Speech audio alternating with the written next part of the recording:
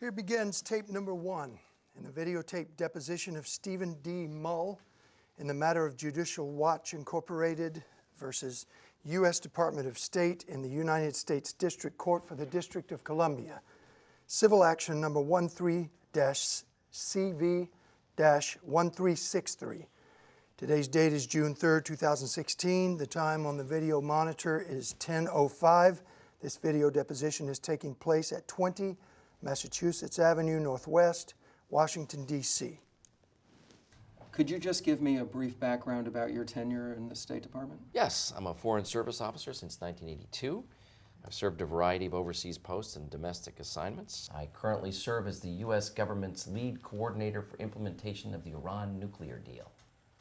And from about August 2008 to June of 2009, you were the senior advisor to the Undersecretary of State for Political Affairs? I was during those dates, but I continued until June of 2010. Did the Office of the Executive Secretariat have any responsibility for inventorying records when a senior official was leaving? Objection. It's beyond the scope of authorized discovery. For that reason, I'm going to instruct the witness not to answer the question. The Office of the Executive Secretariat was responsible for responding to FOIA requests within certain offices within the Office of the Secretariat, correct? Yes. And while you were there, if a FOIA request came in for records of Secretary Rice, would those records fall within the scope of the Office of the Executive Secretariat? Objection. Vague. Beyond the scope of authorized discovery. And I either can't recall or I don't know the answer to that. Okay. While you were in that position, the Undersecretary of Political Affairs, Bill Burns, left approximately 2011, correct? Objection. Beyond the scope of authorized discovery. You may answer the question. I can't remember exactly when, but 2011 sounds about right. Okay. And you know that generally the Deputy Secretary for Management Resources, Jack Lew, he left sometime during your tenure? Objection. Foundation. Beyond the scope of authorized discovery. You may answer the question. Objection. It's beyond the scope of authorized discovery. It doesn't have to do with FOIA processing of Huma Abedin or Hillary Clinton emails. And for that reason, I'm going to instruct the witness not to answer the question. You know, it does fall within the scope. We're looking at how the records were processed differently between Mrs. Clinton and Mrs. Abedin. Where their records were, how they were stored, how they were inventoried, how they were archived. All of these issues fall directly within the scope and are relevant to the processing of FOIA, Freedom of Information Act requests at issue in this case. Your question not only doesn't mention FOIA, it doesn't mention Mrs. Clinton or Ms. Abedin. It's got nothing to do with the discovery involved with this case. If you have a question about the FOIA processing of those individuals, you should ask that question. Sure. After Mr. Lew left office, how would his records, if a FOIA request came in, how would they have been processed? Objection. It's beyond the scope of authorized discovery. You may answer the question. And I'm going to instruct you not to answer the question. Again, we're here to talk about Ms. Abedin and Ms. Clinton's emails. Could we take a 2-minute break? Sure. We're going off the record. The time is 10:36. Okay. Turning now to ClintonEmail.com. When did you first become aware Mrs. Clinton, the email address Mrs. Clinton was using to conduct official government business? Objection. Vague. It's vague and ambiguous. You may answer the question. It's a difficult question to answer because you're asking when did I become aware she was using a private email address for official government business? Yes.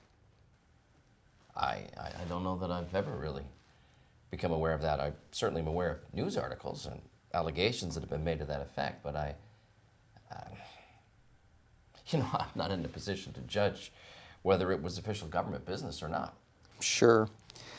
Did you ever communicate via email with Mrs. Clinton while you were Executive Secretary? No, not that I can recall. Did you ever communicate with Mrs. Abedin when you were Executive Secretary? Yes. Do you recall what email address you used to communicate with Ms. Abedin? Objection. Mischaracterizes prior testimony. You asked if he communicated with Ms. Abedin. I'll rephrase the question. Did you communicate via email with Mrs. Abedin while you were Executive Secretary? Yes. Okay. Do you know what email addresses you used to conduct those communications? I can't recall. Typically I would type her name into the email form and I I don't know what the exact email address was. Okay. Let's look at Exhibit 4. Do you recall receiving the first email of the chain or the bottom email of the chain? No. Okay, now, based on the to line, it looks as though you received this email, correct? Or at least that the email was sent to you. Yes. Okay, also the email was sent to hdr22@clintonemail.com. Do you see that? Yes. Do you recall seeing this email address while you were executive secretary? Not that I can recall. Now, when you receive emails, do you usually look at who else received the emails along with you? Do you look at the to and the from line? Do you look at the CC line when reviewing emails? Well, it depends on when I receive it. The executive secretariat was a very fast-paced operation. I, of course, concentrated on the from line. Sometimes I would look at who was copied and sometimes not. Do you know who Harold Coe is? Yes. Who is Harold Coe? Well, Harold Coe was the State Department's legal advisor. I can't recall what he's doing now, but he was the State Department's legal advisor when I was executive secretary. Thank you. So this was an email from the State Department's legal advisor. Is that correct? It appears so, yes. Okay. Would an email sent by the legal advisor to the State Department usually get lost? Are those emails you would usually read? Objection, vague, calls for speculation. You may answer the question. Would you read the emails? You said the executive secretariat was fast-paced. You may have received a lot of emails. I just want to know if you received an email from the legal advisor, is that an email that you tend to read? Objection, vague. If I knew, I can't exclude what I didn't see. I don't know what I didn't see, but certainly if I knew that I had received an email from the legal advisor, I would make an effort to read it. Did you have any discussions with individuals when you first started about where Mrs. Clinton could use her BlackBerry? Not that I recall, no. Okay, did Mrs. Clinton have a State Department-issued computer on her desk? Not that I recall. Do you know if there was an office set up somewhere else for Mrs. Clinton to use her BlackBerry? I've seen reports of that in the press. I don't recall that I knew that at the time. Okay, did you ever speak with Mrs. Clinton about her using a BlackBerry? Not that I recall, no. Okay. Did you ever speak with Mrs. Mills about Mrs. Clinton's use of a BlackBerry? Not that I don't recall speaking with Ms. Mills, no. Did you communicate with her in other ways about Miss Clinton's use of a BlackBerry? Yes. In preparing for our meeting today, I reviewed an email that was attributed to me in the press, among other subjects. Okay, and besides this document that you're referring to, do you recall any other communications with Mrs. Mills about Mrs. Clinton's use of a BlackBerry? I don't know. Okay. What about communications with Ms. Abaddon about Mrs. Clinton's use of a BlackBerry? Again, I remember the document that I saw in the press, which that, among other subjects, was covered. Do you ever recall communicating with Ms. Abaddon on a non-state.gov email account? I can't recall. Are you aware that Ms. Abaddon used a non-state.gov email account to conduct official government business? I am aware of allegations in the press to that effect, but I don't have personal knowledge. If Mrs. Clinton, if Mrs. Clinton was having a problem with communications, would that be an issue that would raise to your level? Occasionally, the Secretary's communications issues would come to me. Did any of these communication issues ever come up during your tenure as Executive Secretary? Objection, vague. You may answer the question. Communications in general? Communications in general. Yes. Okay, did it ever involve her ability to communicate via email? Not that I recall, no. Exhibit 6. If this could be marked. Have you had a chance to review this email? Yes. Do you recall this particular email chain? Besides, prior to your review, do you recall this email? Do you recall sending this email? Objection, compound. Do you recall sending this email? Well, prior to its appearance in the press earlier this year, I had not recalled it. Okay, and what do you recall from the press about what you saw about this email? I think there was an article in the Washington Post earlier this year. Okay, and when you read the article, what did you think when you read the article about the email? Objection, vague, and calls for a narrative response. You may answer the question. What did I think? I don't recall what I thought. I thought it was interesting. Why did you think it was interesting? Objection, vague and calls for a narrative response. You may answer the question. And beyond the scope of authorized discovery as well. Well, I think whenever something appears in the Washington Post with your name on it, by its nature, it's interesting. Okay. Looking at the email, it starts off, quote, Cheryl, thanks again for alerting me to the communication issues the Secretary has been having, end quote. Those communication issues, was that what you were discussing about secure telephone calls? I don't recall the circumstances that resulted in this email, but I very often did speak with Cheryl Mills about secure communications difficulties, yes. Okay. Turning the page and looking at the second to last paragraph, it starts off, quote, separately, we are working to provide the Secretary, per her request, a department-issued BlackBerry to replace her unit which is malfunctioning, end quote. Do you see that? Yes. Do you recall any conversations with anyone at the State Department prior to this email about issuing Mrs. Clinton a BlackBerry? I don't recall, no. Do you know what the process was for issuing an email address to employees within the office of the Secretary? No. I mean, generally speaking, when you start in an office, you fill out a form that is acted upon in granting an email address, but I'm not sure who approves it or who gives the address. Okay. Do you know if the Secretary of State would be required to fill out such a form? I don't know. Either her or the Secretary herself or someone on her behalf? I don't know. Looking back at the email, you continue, quote, possibly because of her personal email server is down. Do you see that? Yes. Do you recall having any conversations with anybody in the State Department about Mrs. Clinton's personal email server being down? I don't recall conversations. At this point, is it fair to say that you knew Mrs. Clinton was using a personal email server? Yes, I suppose you could say that. Mm-hmm. Do you know how you learned that? No, I can't recall, no. Do you know when you learned that? I can't recall. Okay. Do you recall any conversations about Mrs. Clinton's personal email server? During my time as executive secretary? Yes, during your time as executive secretary. Sorry about that. No, I can't recall. I don't recall, no. We're going to continue with the email. You next say, quote, we will prepare 2 versions for her to use, one with an operating State Department email account. Do you see that? Yes? Mm-hmm. What do you mean by prepare 2 versions?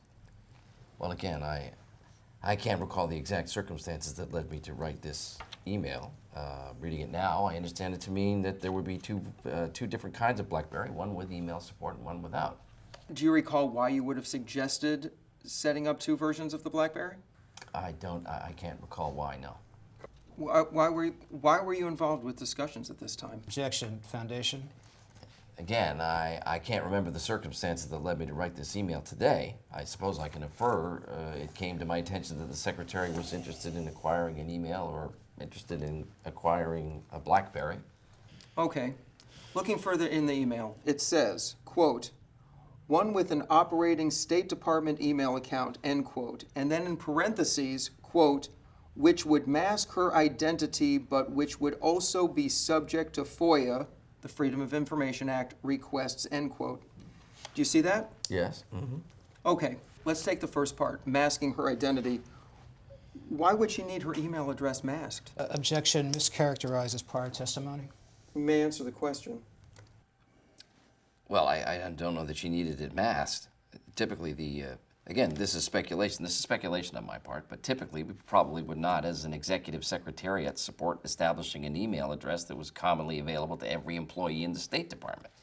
Again, I can't recall the circumstances that led me to write this, but I do speculate it would have been to ensure that it was clear that Secretary Clinton's name would not appear on the State Department's directory. Okay.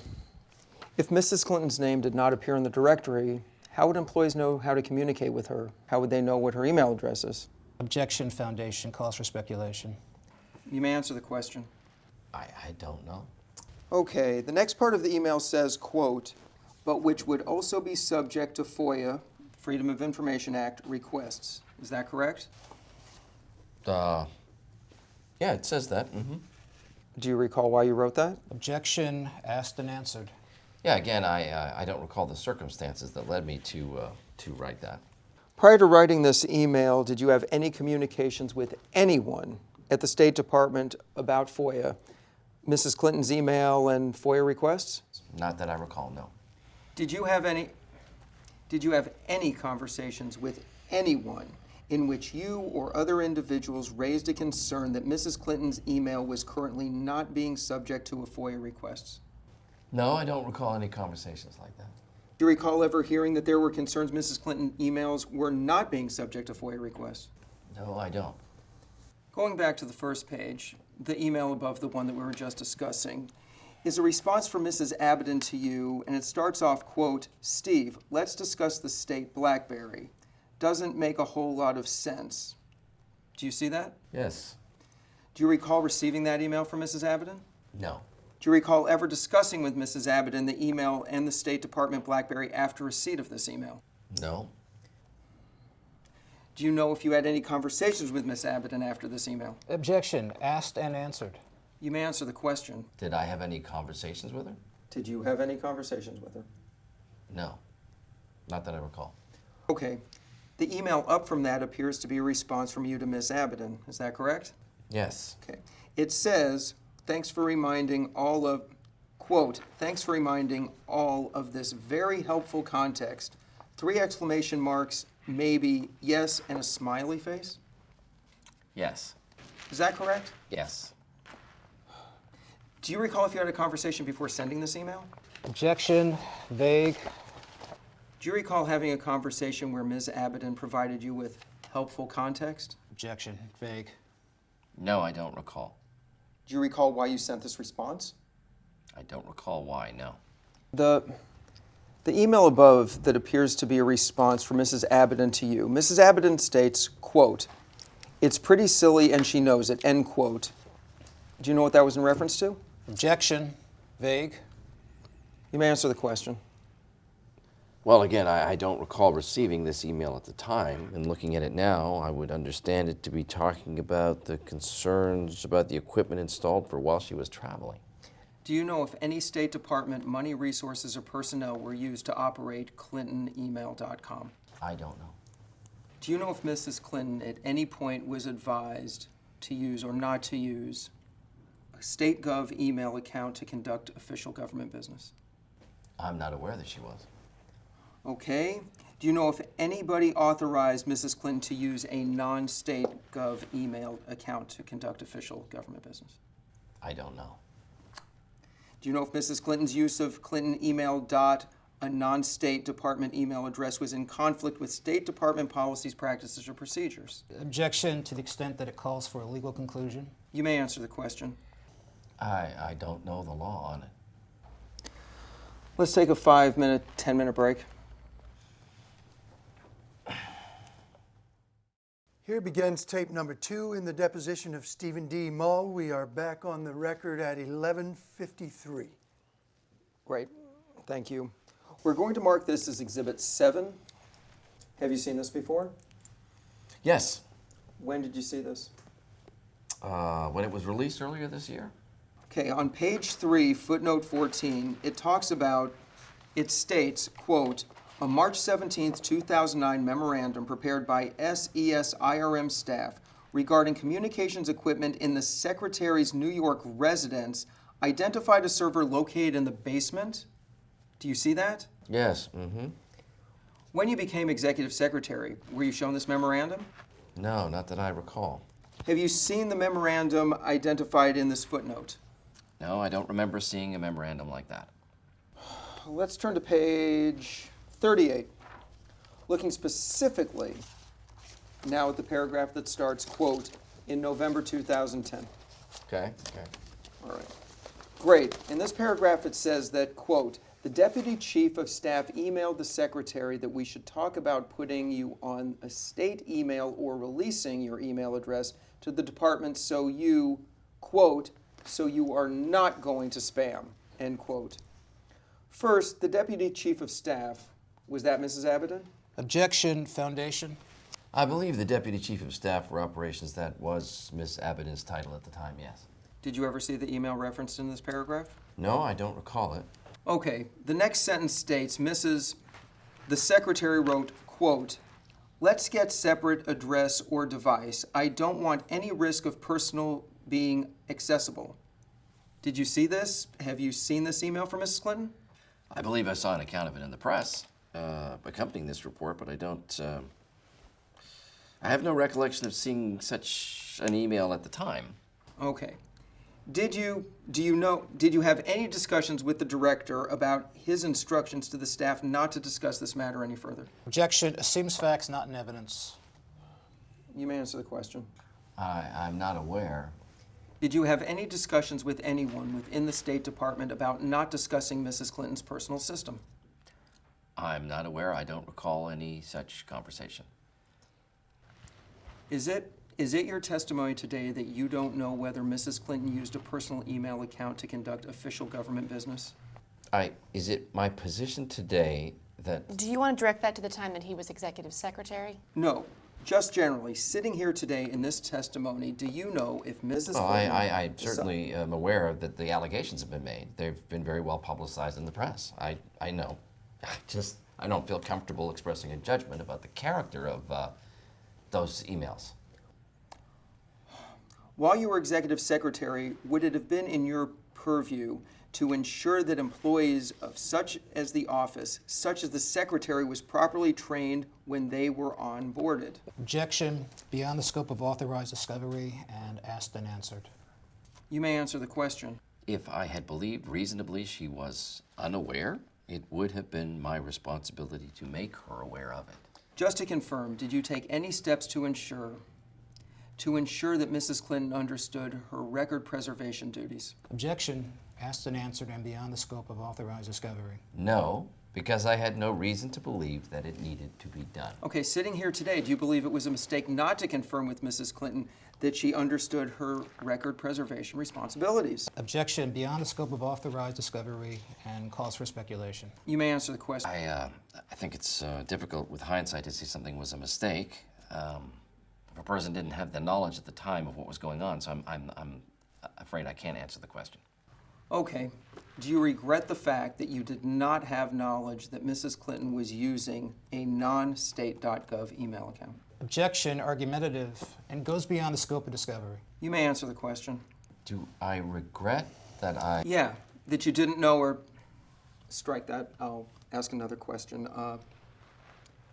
Sorry, I just lost my train of thought. Do you wish that you knew that you asked Mrs. Clinton how she was conducting official government business while she was Secretary of State? Objection. It's argumentative. Do I wish I knew? That wasn't the question. I'm sorry, I know. It's hard to say what I would have done based on knowledge I have today. Basically, I have a difficult time answering the question the way it's framed. If you had known that Mrs. Clinton was using a non-state.gov email account to conduct official government business, would you have instructed her not to do so? Objection. Vague calls for speculation. You may answer the question. I typically avoided instructing secretaries of state to do anything.